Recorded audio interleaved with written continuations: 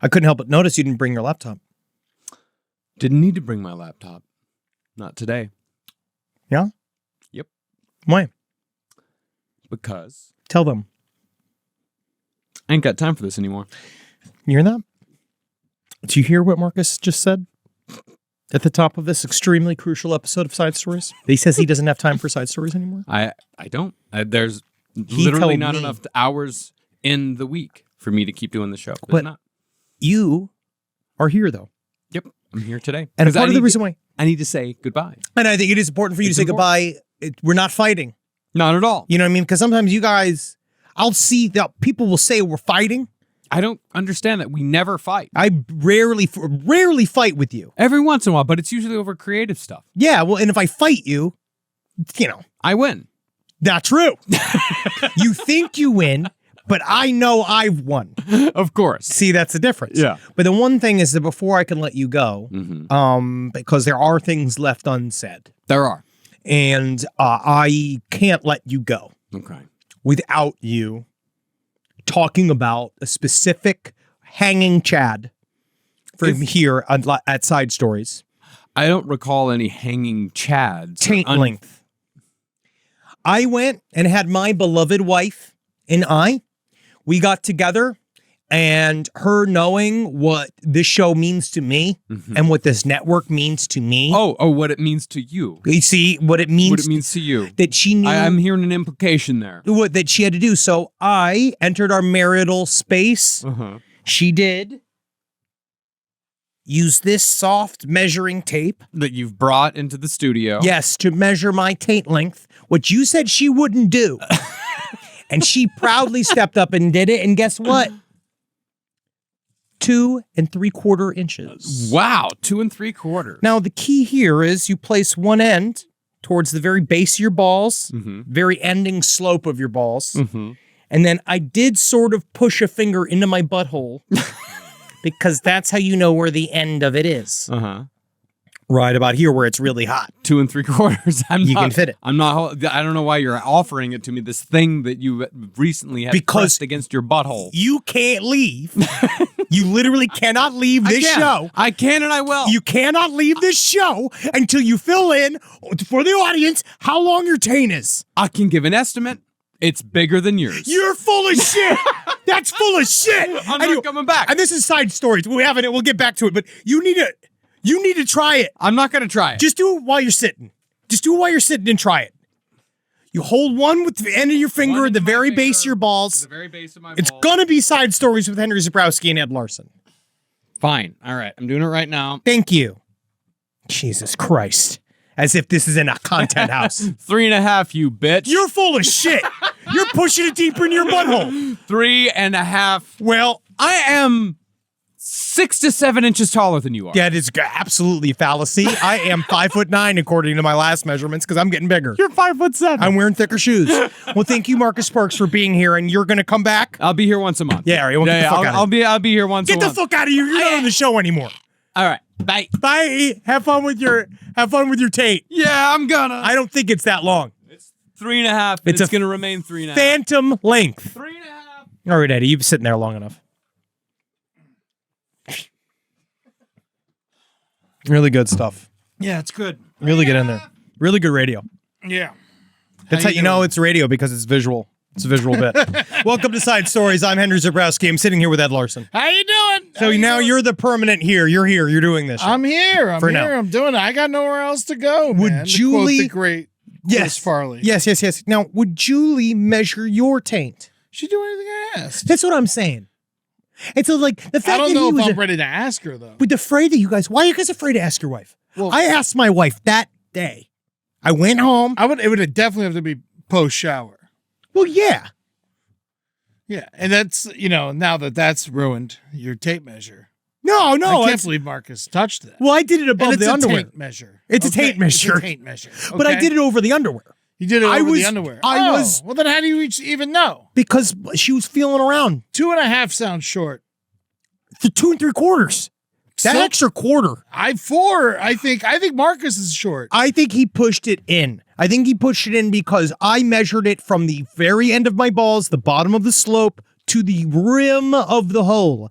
And Natalie, who does her funny little joke every single time, because I have no butt cheeks. Yeah. So anytime she's below me on the stairs, it's always poking me in my butthole. Right? Yeah, well, I do that to Julie. She does it to me. That's just like That's thing. That's relationships. something that people do. But my butthole, See how close your finger can get to the middle. I can't get to Natalie's butthole. Even I can. You guys, but I can't your finger's get. too short. No, it's just my butt is shallow, Yeah, so it's easy to just boot. yeah. But so she's not afraid of touching my beehole. Yeah. I also don't, because I don't like getting. You can get fucked by a thimble.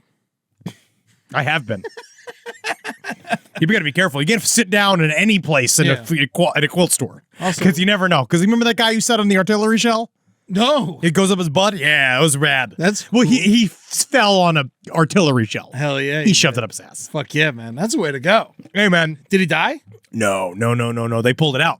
It was for him. they pulled it out. He wasn't a World War II vet. You know what I mean? He was a modern man. Yeah. And he did it because I think it's because it was smooth and cylindrical, and I also think it's because it might have been D-Day. And you just are you're trying to get into the mind space. And they should actually work with, I think actually the Steven Spielberg World War II Foundation that works with Tom Hanks should work with a dildo company, and then you have D-Day into Dildo Day. That's a great idea. That's a great idea. All the boomers are dead. The boomers, But the boomers are not dead. But mostly dead. I mean, in terms of that version, the greatest generation is definitely dead. Not all. So it's like, you There's can't a really. couple of them left. Bob Newhart's still alive. Jesus Christ. I know, But he crazy, didn't- right? Did he see war?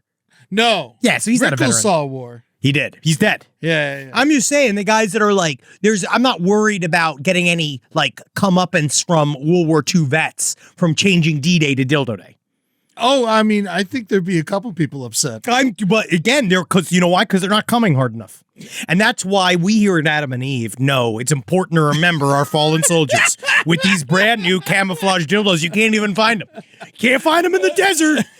All right, so we're back in. What's up with the box cutters? It's a little early for the 9/11 special. Oh, no. The 9/11 special this year's going to be a riot. This was from opening packages earlier. Oh, sure. I opened a bunch of packages. Yeah, that's what they said. Yeah, we're just traveling mailmen. That is all. We just came from Joanne Fabrics. All right, we got a couple of fucked up stories. We got a lot of show today. Happy Valentine's Day, everybody. Oh, yeah, I forgot It's it's Valentine's Day. I forgot. Happy Valentine. What are you doing? Are you doing anything nice with the lady? You're I gonna am measure actually- the rest of your asshole. Yo, the rest of my ass is there to be seen. We are going to a function tonight that's like a goth function that I'll talk about. Honestly, it seems really fun. It's like a cool, like burlesque night. But we're going with friends because we wait till after Valentine's Day to do a prime Valentine's Day date. Fuck yeah. It's hard to get a reservation. It is. Yeah. I'm going to Unless, of course, you know Cherokee. Hey, come on. What are we doing here? Getting canceled on my first episode. Actually, what is this? My third or fourth? Yeah, I don't episode? know. Who fucking knows? So, yeah. I'm going to go see Mexican wrestling. Really? Yeah. It's a love-themed lucha wrestling. Oh, really? Yeah. I'm very excited. Yeah, that'll be nice It's and going to sexy. be like little cupids and shit fucking killing each other. That's great. Yeah, I got some ringside seats. Get her all worked up. I will. Yeah. She watch the men grappling and stuff, and then you get to go grapple. No, I can't Hey, wait. Put the mask on. Oh, that's go like actually a great idea. K Mysterio. You know, and you come in and you from the top. Oh, to the top rope. Just jump off the dresser. Yeah. And try to go straight inside of it. Yeah, full hard. Get full hard. Yeah. It's also Ash Wednesday today. Oh. Yeah, it's Ash Wednesday. So, Our 9/11 was Ash Tuesday. hey, come on. Really All sad. right. Really fucking sad. I love Beautiful Ash Tuesday. Wednesday because it's the only day we brand the Catholics. Yeah, then we know where they are. Yeah. Walking around with your fucking schmutz on your face. I've seen less I know who you ashes are. each year. I think it's because we're in LA. Oh, yeah, no one believes out here. No, there's no God here. That's what I like about here. Yeah, no one believes anymore. It's kind of nice. Yeah, it's kind of nice. If you're getting ashes, let us know. There are people that where you go, side stories, lpotl@gmail.com. You can get extra ashes and spread them around because that would be kind of fun. Yeah. It's interesting because it depends on where you go in the country. Because certain cities are still very Christian based. Yeah. You know, like you go, especially South Carolina, you get in that area. There's a lot of guys. There's a lot of whole cities that shut down. That drives me nuts when everybody Cincinnati's shuts down. very Catholic. I was just there. Shutting down on a Sunday drives me fucking nuts. That's when I can do stuff. Yeah, that's the best day of the week to get shit done. That's when my errands come. Yeah. All right, we got a lot of show. Let's get into this. First of all, this is the scariest story that I have seen this week. Okay. Have you seen the story of this guy who just fucking bled to death on a plane? Oh, yeah, the guy who puked a bunch? No, this thing... Lufthansa? It's a crazy story. Now, apparently he was a victim of what's called a ruptured esophageal varices. Now, this is... Was he poisoned? No. Shit Because it sounds like the poison from like Hateful Eight. No, this stuff can just happen to you. Isn't that fun? Isn't that great? So this is the story. So this took place. It was on a Lufthansa flight. Yeah. This was happening 2 days ago. They said passengers were left traumatized. Sure. Yeah, no way. There's no way. What? When a German man, he coughed up, quote unquote, liters of blood before dying how much do we have mid-flight. inside of us? Let me see how much blood we have. I can do this. You keep talking. But you know what's funny is that I was reading in a forum it was like Natalie sent me this story through a registered nurses forum on Reddit, and what they said, and it was interesting, is we that have 5 liters, the Yes. average adult. yes, 5 liters. Mm-hmm. So this person probably can you imagine, like, you can like get rid of like something like if you cough up like 50 milliliters of blood. Yeah. It looks like a lot, especially if you're not used to somebody coughing up a bunch of blood. There are people that are really used to people coughing up blood, like my father, or like people that are interested, like are people who like know Mickey Rourke. Yeah.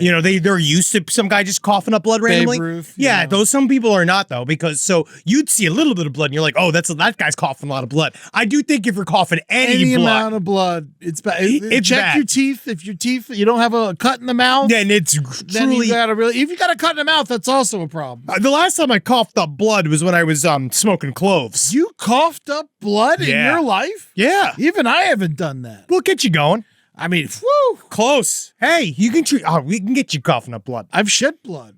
Yeah, of course. Yeah. Yeah, I've shit blood. Yeah. I've shit blood. I've coughed up blood. I've cried blood. You've cried blood? No, I haven't. I wish. That would be fun. Yeah. Get people to leave me alone. Exactly. Or they'll start coming around. Yeah, go because on. they think you're Mary. Yeah. And because look at me, same body. Yeah. Like he's got the same tit That's size. how we know she didn't get laid. So this guy, Martin Missfelder, Okay. he was 53 from Zurich, Switzerland.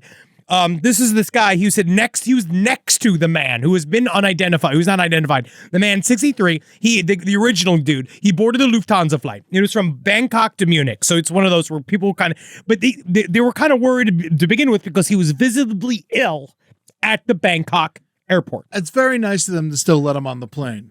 No, it's not. I mean, I think so. I mean, they just like, let's get this guy home. No, opposite. He goes to a fucking hospital. Not in Bangkok. well- Are there hospitals good in Bangkok? Sure. I'm sure they're fine. One night in Bangkok, I was coughing up blood now.